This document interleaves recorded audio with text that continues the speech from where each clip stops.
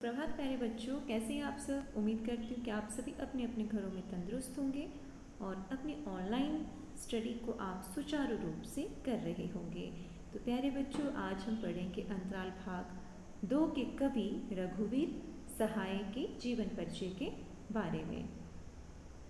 रघुवीर सहाय का जन्म लखनऊ पड़ा बच्चों, उत्तर प्रदेश में हुआ था। कब हुआ था? सन 1929 में। ठीक है बच्चों। और अब जो है उन्होंने जो अंग्रेजी साहित्य में बच्चों MA किया था।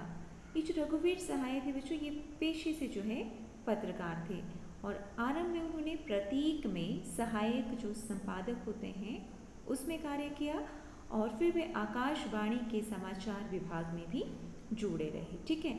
और कई वर्षों तक उन्होंने ये पत्रिका थी दीनमान, उसका जो है संपादन कार्य किया था। ठीक है बच्चों।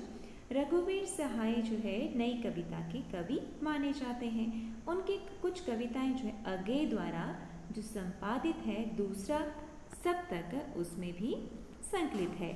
कविता के अलावा बच्चों उन्होंने रचनात्मक और विवेचनात्मक गद्य भी लिखा है। उनके काव्य संसार में आत्मपरक अनुभवों की जगह बच्चों जनजीवन के अनुभवों की रचनात्मक अभिव्यक्ति अधिक है। वे व्यापक सामाजिक संदर्भों के निरीक्षण, अनुभव और बोध को कविता में व्यक्त करते हैं। रघुवीर सहाय ने बच्चों काव्य रचना में अपनी पत्रकार दृष्टि का सृजनात्मक उपयोग किया है।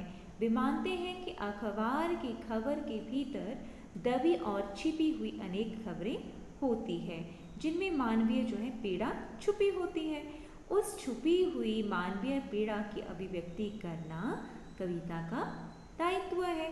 इस काव्य दृष्टि के अनुरूप ही उन्होंने अपनी काव्य जो है भाषा का विकास किया है जो कि नई थी। वे अनावश्यक शब्दों के प्रयोग से प्रयास पूर्वक जो है बच जाते थे।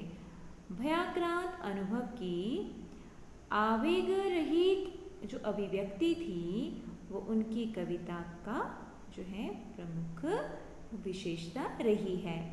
रघुवीर सहाय ने बच्चों मुक्त छंद के साथ छंद में भी काव्य रचना की है। जीवन के अनुभवों की अभिव्यक्ति के लिए वे कविता की संरचना में कथा या वृत्तांत का उपयोग करते हैं। ठीक है बच्चों। चलिए अब जो है डिस्कस करते हैं उनकी काव्य कृतियों पर।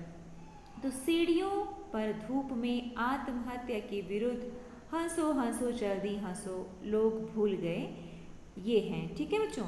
6 खंडों में रघुवीर सहाय रचनावली प्रकाशित हुई है जिसमें लगभग इनकी सभी रचनाएं संग्रहित है। लोग भूल गए हैं काव्य संग्रह पर उन्हें बच्चों साहित्य अकादमी पुरस्कार भी मिला था। ठीक है। और जो हमारी पाठ्य पुस्तक में बसंत आया कविता लगी हुई है उसमें जो है कविता कहती है कि आज मनुष्य का प्रकृति से प्राकृतिक परिवेश जो है उससे रिश्ता टूट रहा है। आप सभी देखते होंगे। और बसंत ऋतु का आना अब अनुभवों के बजाय हमें कैलेंडर से पता चलता है। ऋतु के परिवर्तन की तरह जो है स्वभावतः घटित होते रहते हैं।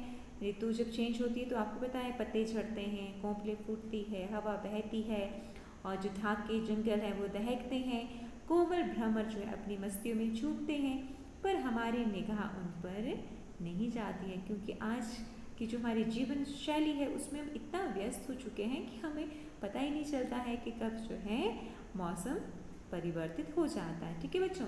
हम निरपेक्ष बने रहते हैं। वास्तव में कवि ने आज के मनुष्य की आधुनिक जीवन शैली का जो आधुनिक जीवन शैली है ना बच्चों उस पर व्यंग्य किया है।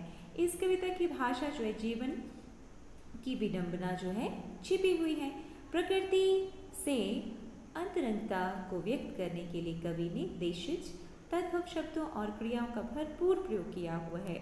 अशोक, मदन महीना, पंचमी, नंदनवन जैसी परंपरा में रचे बसे जीवन के अनुभवों की भाषा इस कविता की आधुनिकता को सामने एक चुनौती की तरह जो है कवि ने खड़ा कर दिया है। कविता में बच्चों बिंबों और प्रतीकों का भी सुंदर प्रयोग किया हुआ है। तो ये था बच्चों रघुवीर सहाय जी का जीवन परिचय। इसके बाद जो है हम नेक्स्ट वीडियो में चर्चा करेंगे इनके द्वारा रचित कविता बसंत आया। मैं उम्मीद करती हूँ कि आपको जीवन परिचय समझ आया होगा। आज के लिए सिर्फ इतना ही। आप अपने घर में रहें, तंदुरुस्त रहें और ऑनलाइन पढ़ाई को सुचारू रूप से आप करते रहें।